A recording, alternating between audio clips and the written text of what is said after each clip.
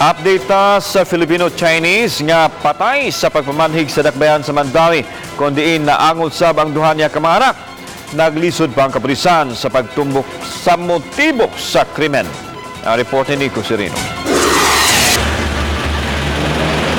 Gihaya na sa usa ka funeral parlor ang patayng lawas ni Yifeng Guoyang. Siya ang Tsinoy nga negosyante nga patay sa pagpamanhig ni atong Domingo sa gabi sa barangay Cubacob, Mandaue City. Pasabot sa tagduma sa funeraria, nagpakahilumra ang pamilya ug wala motugot og interview sa mga sakop sa media. May CCTV sa barangay Cubacob nga nakuha ang kapulisan duol sa dapit na hitabuan.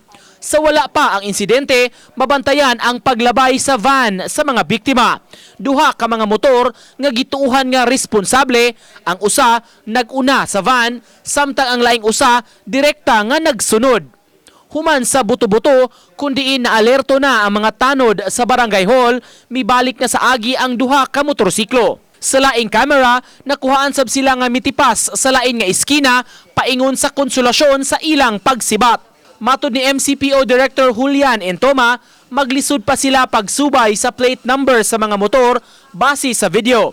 Ang usa niini, yellow nga motorsiklo. Sa pagkakaron, di pa gyud matumbok sa kapulisan ang motibo. Wala pa mahinabi sa mga imbestigador ang pamilya sa biktima, labi na ang duha ka mga anak nga nasamdan atol sa insidente. Pag itay igong basihan kung robbery man or yung murder ba ang tuyo gid sa iya, hindi na gibuhatan lang nga gikuhang yang bagay.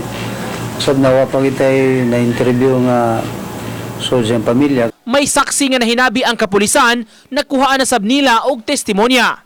Naka-witness na Rosaria nga mo na ilang nakita nga giablihan ng kuan din nakipagkinabnutay pa sa yung bag.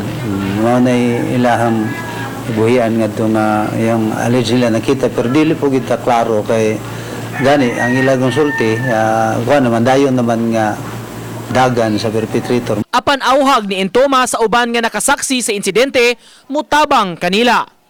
Sa pagkakaron, dili pa muumol og Special Investigation Task Group o SITG ang kapulisan.